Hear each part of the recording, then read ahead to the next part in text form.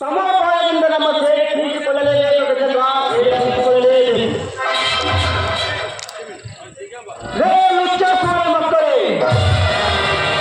ರೋಷ ಮತ್ತು ವೇಷ ಹಾಕಿ ಕತ್ತಿನ ಗರ್ಜಿಸುವ ಗಜೇಂದ್ರ ಬೇರೆ ಯಾರುವಲ್ಲ. ಬಸವಂತನ ಮರಳಿ ನಾಗನ ಹತ್ತಿಗೆ ಶ್ರೀದೇವಿ ಹೊರ ಹುಟ್ಟಿದ ತಮ್ಮನೇ ರಾಣ ಗಜೇಂದ್ರ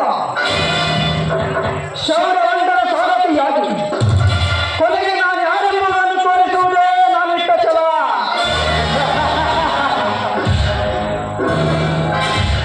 ಆಗ ದುರ್ಜನರಿಗೆ ಗೋಚರನಾಗಿ ನಿಂತಾಗಲೇ ಜನ ಬಗ್ಗುವವರು, ಬಾಗಿ ನಡೆದರೆ ಮೆಟ್ಟಿ ತುಳಿಯುವವರು, ಉಪಾಯದಿಂದ ಒಡೆದುಳಿಸಬೇಕು ಗೊತ್ತೇ.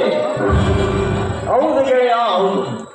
ಉರಿದವರ ಮುಂದೆ ಉರಿಯಬೇಕು, ಮೆರೆದವರ ಮುಂದೆ ಗರ್ಜಿಸಿ ಮೆರೆಯಬೇಕು.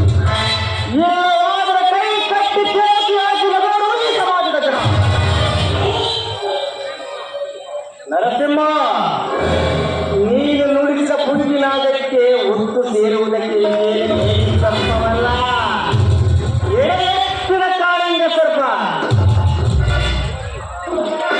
ನಾಗ ಅವರ ಸರ್ವ ಕಾರ್ಯ ಕೆಲಸಗಳಿಗೆ ಹತ್ಯೆ ಆಗಲೆಂದೇ ನಾ ಅವರ ಪಾತ್ರರಾಗಿ ಕೆಲಸಕ್ಕೆ ಸೇರಿಕೊಂಡಿರುವುದು.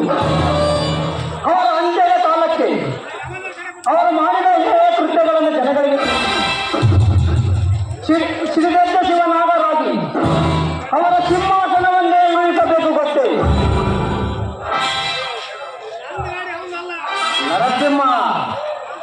ನರಸಿಂಹ, ನಾಳೆ ಜಾತ್ರೆಯಲ್ಲಿ ಬೇರೆ ಹೋಗದ ಮಗನೇ ನನ್ನ ನಿನ್ನ ಪೋಲಿಸುವ. ಧರ್ಮರಾಯ ದುರ್ಯೋಧನಿಗೆ ಪಗಡಿ ಪತ್ರಿಕೆ ನಾಳೆ ಮೇಲೆ ಹೋಗದ ಮಗನೇ ನನಗುದಕ್ಕೆ ಪಡಿಸುವ. ಗಜೇಂದ್ರ, ನಡಿ ಹೋಗೋಣ.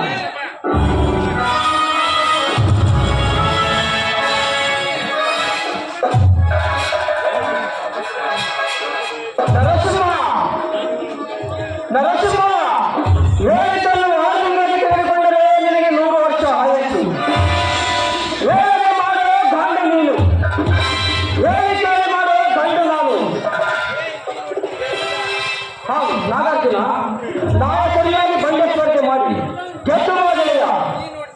ನಡಿ ನಾಗಾರ್ಜುನ.